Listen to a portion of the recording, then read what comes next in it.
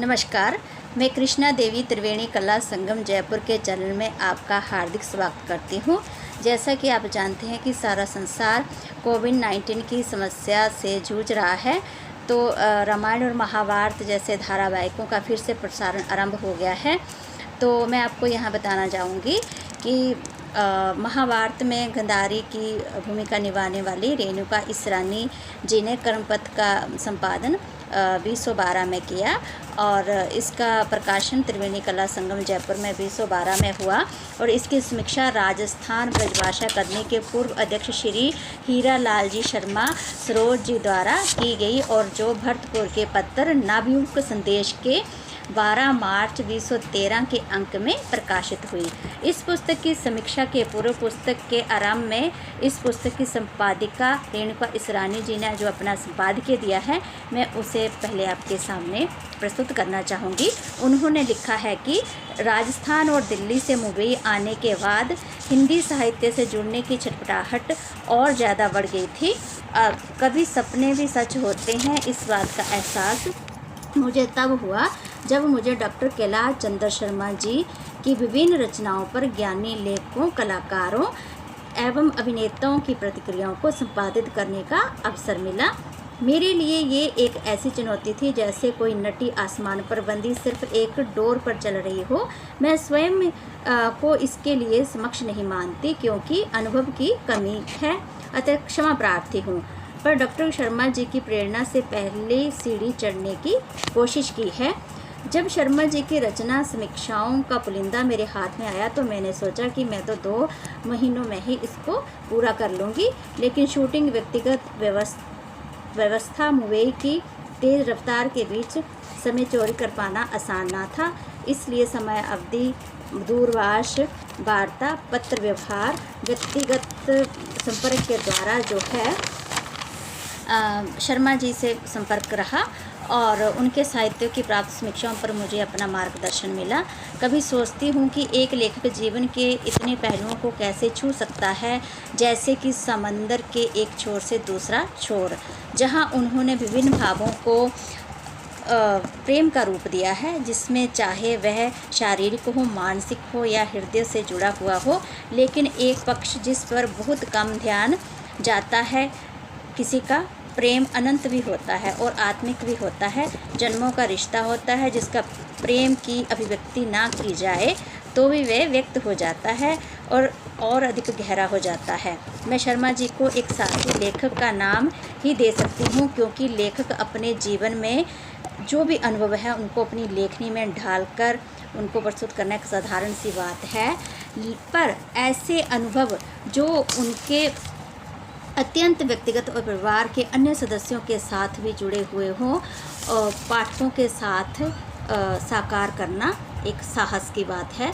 गांव और शहर का जीवन, वहाँ की उन्मुक्तता, वहाँ की उलझन, वहाँ की सादगी, शहर का समीकरण, गांव का अंधविश्वास या विश्वास आदि पर जो प्रकाश डाला है वो पढ़ने वालों के लिए एक चलचित्र की तरह प्रकट हो सकता है। निर्धनता एक ऐसा पक्ष है जहाँ व्यक्ति या तो जीवन में हार सकता है या फिर उसी को सीढ़ी बना करके आगे बढ़ सकता है। तो लेखक का अपने पिता के प्रति गूढ़ प्रेम, सहानुभूति और अपना उत्थान शायद इसी निर्धनता का ही फल है। ये सब मानवीय पक्ष हैं जो जीवन लेखक के मन से परे नहीं हैं। अपने घर में बिल्ली के प्रति परिवार का संबंध और फिर उसके साथ घटित घटना जो जीवन और मृत्यु को एक आईने की तरह सामने ला खड़ा करती है, और तब हम मजबूर हो जाते हैं ये सोचने के लिए कि जीवन और मृत्यु के बीच के क्षण हमें कैसे जीने हैं। फिर एक तीखी प्रकाश रेखा बेन देती है हृदय को, एहसास होता है सिर्फ करने का, कर्म कर्म और कर्म। और लीजिए अब प्रस्तुत है श्री हीरा लाल शर्मा जी सरोज की समीक्षा। पुस्तक समीक्षा कर्मपथ नवयुग संदेश 12/3/2013, सुश्री रेणुका इसरानी इनकी संपादक और प्रकाशक त्रिवेणी कला संगम, नित्यानंद नगर, कवींस रोड, जयपुर। लक्ष्य पाना ठान लेता है वह कभी झुकता नहीं है, प्रचंड झंझावात हो, साधक कभी झुकता नहीं है। पाथ्य इच्छा शक्ति हो, संकल्प दृढ़ हो, जिस पथिक के कर्म पथ पर चल पड़े, यदि वह पथिक रुकता नहीं है। कर्म पथ एक ऐसा ग्रंथ है जिसे डॉक्टर कैलाश चंद्र शर्मा का अभिनंदन ग्रंथ कहा जाए तो कोई अतिशयोक्ति नहीं होगी। इसमें 33 लेखकों एवं प्रख्यात साहित्यकारों द्वारा 34 लेखों में डॉक्टर कैलाश चंद्र शर्मा के बहुआयामी सृजन की बड़ी कुशलता के साथ उद्घाटित किया गया है। संस्मरण शीर्षक के अंतर्गत कैलाश जी ने बड़ी सहजता के साथ एवं धैर्यपूर्वक अपने नाटकीय कर्म के संपादक में आने वाली विघ्न बाधाओं का साहस किया और चातुर्य के साथ सामना करना दर्शाया है। इसके सभी लेखक सभी समीक्षात्मक हैं। इसके रैपर पर प्रारंभ एवं अंत में दी गई टिप्पणियां एक ऐसे व्यक्तित्व को प्रस्तुत करती हैं जो अपने अंदर एक साहित्यकार, कवि, नाटककार, कलाकार, प्रशिक्षण, संगीतज्ञ, नृत्यकार, कहानीकार तथा उपन्यासकार जैसे दुर्लभ समुच्चयों को संजोए हुए हैं। एक साधारण ग्रामीण परिवेश में जन्मे और पले तथा विपरीत परिस्थितियों में एक योद्धा की तरह संघर्ष करते हुए डॉक्टर कैलाश चंद्र शर्मा ने अपने जीवन का निर्माण किया है, जो प्रशंसनीय एवं सराहनीय है। कैलाश जन्मजात नाटककार, कलाकार हैं। साहित्य की उनकी हर विधा में राष्ट्रीयता, सामाजिक विकृतियों और उनका समाधान तथा जीवन के प्रति उनका आत्म प्रकाश प्रतिबिंबित होता है। विभिन्न विश्वविद्यालयों तथा रंगमंच ने उनके सृजन को मान्यता दी है। उनके लेखन की गंभीरता का जीवंत साक्ष्य है। इस पर शोध भी किए गए हैं। इस पर शोध भी करने के लिए जो है वो बहुत ही महान जो है वो लेखकों ने जो कार्य किए हैं। इस पर कैलाश जी ने इस ग्रामीण तथा नगरीय जीवन का सुंदर समन्वय जो है वो अपने ग्रंथों में किया है।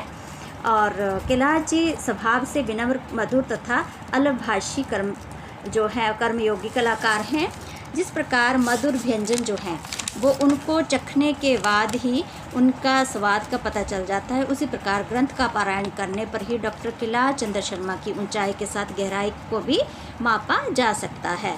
सूरत के श्री किशोर पटेल द्वारा सुझाया गया ग्रंथ का शीर्षक समर्था सार्थक है, जिनके प्रति त्रिवेणी कला संगम की अध्यक्ष श्रीमती रेणु रानी शर्मा ने आभार व्यक्त किया है।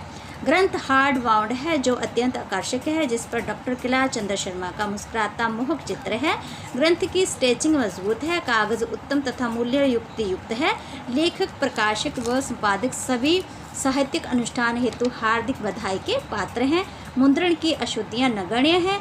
पूर्व अध्यक्ष राजस्थान ब्रजभाषा अकादमी पुरोहित मोहल्ला भरतपुर। धन्यवाद।